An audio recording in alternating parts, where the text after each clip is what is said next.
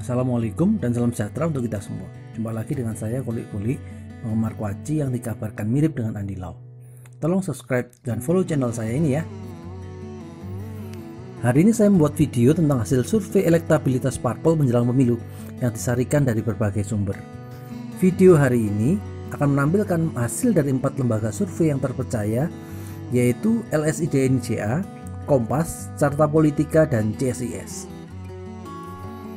Jadi begini, saya memilih beberapa lembaga survei dengan beberapa kriteria. Misalkan, kalau lembaga survei itu melakukan survei tahun 2018 ke bawah, saya anulir. Yang kedua, lembaga survei yang lokasi surveinya sempit atau terbatas, misalkan hanya di beberapa kabupaten, saya juga buang. Dan tentunya lembaga-lembaga survei yang track recordnya kurang baik, saya buang. Ini demi mencegah terjadinya sujud syukur yang tertukar seperti tahun 2014 lalu. So, let's the fun begin. PDIP menjadi jawara elektabilitas tertinggi di semua lembaga survei. Kisarannya 23,7 hingga 25,9%. Hal ini tidak lepas dari kotel efek atau efek ekor jas dari pencalonan Jokowi yang diidentikan orang sebagai kader PDIP. Gerindra membayangi puncak klasemen dengan angka 13,3 hingga 15,7%. Ini juga tidak lepas dari pencalonan Ketua Umum Gerindra. Pemilu ini juga merupakan percobaan ketiga dari Prabowo Subianto untuk berlaga di gelaran Pilpres yang diperkirakan akan menjadi pertaruhan terakhir dari sang mantan jenderal. Bila gagal, maka Prabowo akan mencatat hat-trick 3 kali kalah untuk memperoleh jabatan yang sudah dia idam-idamkan puluhan tahun yang lalu. Golkar bertahan di posisi 3 besar dengan margin 9,4 hingga 11,3%. Partai GAE ini memang mempunyai infrastruktur kepartaian yang mumpuni, sisa-sisa dari Orde Baru. Sehingga tidak heran angka keterpilihannya selalu tinggi dalam berbagai pemilu, bahkan di masa reformasi. Di papan tengah, 4 partai bersaing ketat berebut posisi. PKB sementara menempati posisi keempat dengan elektabilitas 6,8 sampai 8,2%. Angka yang cukup sulit karena pada saat pemilu 2014 PKB membukukan hasil 9,04% suara. Posisi berikutnya ditempati oleh Demokrat dengan elektabilitas 4,6 hingga 5,5% suara. Partai Klan Yudhoyono ini diprediksi bakal bisa bertahan melewati ambang threshold 4% tahun ini. Bahkan bila tidak ada rel melintang, putra mahkota Demokrat Agus Harimurti Yudhoyono atau AHY bakal makin bersinar bintangnya di Pilpres 24 nanti. Posisi yang ke-6 dan ke-7 ditempati oleh 2 partai yang bersaing ketat dalam perolehan suaranya. Saya memilih Nasdem dalam posisi ke-6, walau bisa dihitung dengan margin of error, posisi ini bisa saja ditempati oleh PKS. Nasdem mendapat 2,6 hingga 4,9% suara. Marginnya cukup besar sehingga menarik untuk dicermati, tapi saya memutuskan untuk tidak membahasnya hari ini. PKS cukup stabil di angka 4,0 hingga 4,6%. Sebenarnya angka ini cukup berbahaya karena mereka berada di batas zona degradasi parpol, yaitu di angka 4%. PKS saat ini juga mengalami masa sulit mengingat adanya faksi atau perpecahan yang cukup dalam. Just info, partai ini juga baru kalah dalam sengketa di pengadilan dan harus membayar denda 30 miliar rupiah kepada Fahri Hamzah. Fahri Hamzah bersama dengan Anies Mata dan para loyalisnya sedang membidani lahirnya Garbi, gerakan arah baru Indonesia yang tak lain dan bukan adalah pecahan dari PKS. Garbi ini menurut banyak pengamat akan cukup mengurangi suara PKS atau minimal menyebabkan kerja mesin PKS yang biasanya solid menjadi sulit. Yang menjadi terseok-seok lah minimal. Sementara di dasar klasemen 4 partai hampir dipastikan tidak akan mampu mengejar ambang batas parlemen sebesar 4%. 4 partai itu adalah Partai Garuda yang kalian pasti jarang dengar.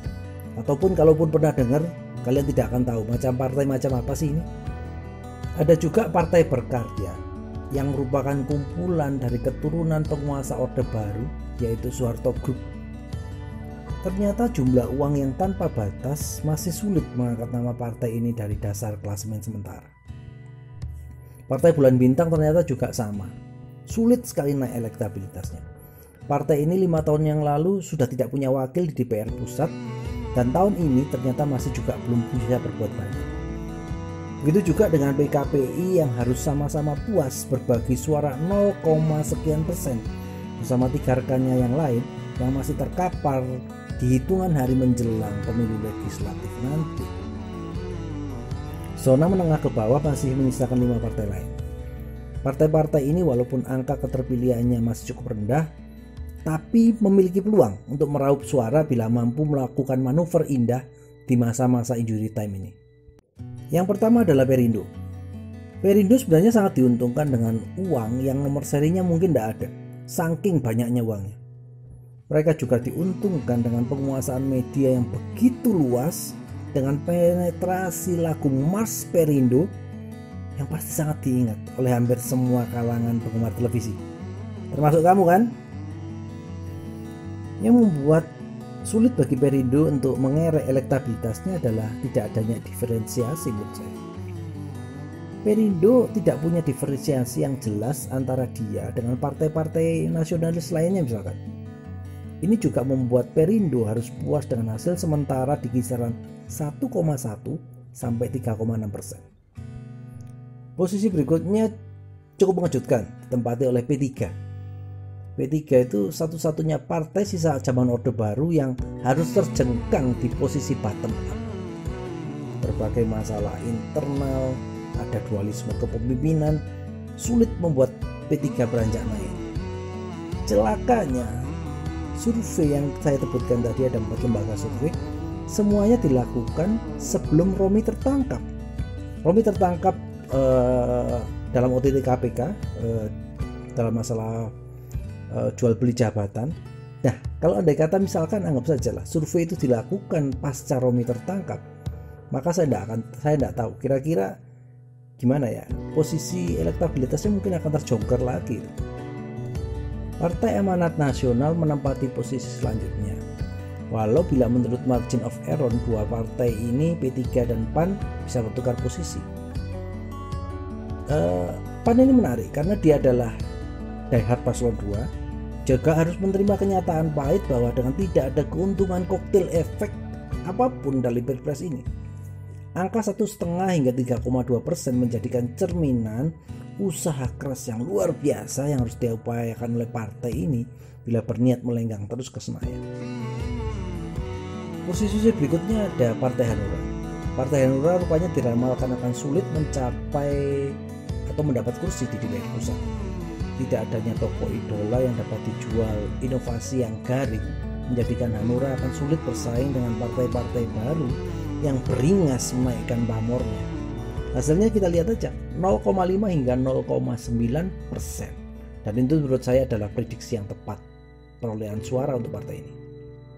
Yang berikutnya adalah PSI. PSI mendapat elektabilitas 0,4 hingga 1,4% suara. PSI ini sebenarnya ditopang oleh nama besar ketua umumnya Grace Natali, lalu ada nama seperti Samara Amani dan belasan nama-nama fresh lainnya. Pertanyaannya sebenarnya sederhana, mengapa PSI masih sulit mengejar ketertinggalan angka keterpilihannya?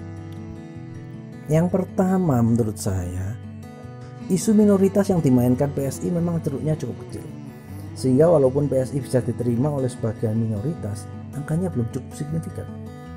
Yang kedua, PSI adalah partai baru dengan resistensi atau penolakan pemilih terbesar. Kalau menurut survei Kompas itu 5,6%. Ini tidak lepas dari keberanian PSI untuk mengkritisi misalkan ada perda syariah, poligami dan sebagainya. Yang terakhir malah PSI dicela habis-habisan oleh kubu pendukung Jokowi, sesama kubu Jokowi. Ada PDIP dan Golkar yang marah gara-gara kritik PSI yang super pedas tentang diskriminasi dan korupsi. Di lain pihak, iklan-iklan menarik dari PSI sangat menyegarkan dunia perpolitikan tanah air. Pertanyaan besarnya sama, akankah PSI bisa melewati electoral threshold pada pemilu pertamanya? Dan ini menarik untuk dicermati. Sudah.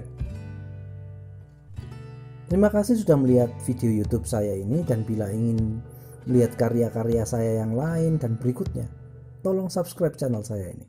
Terima kasih.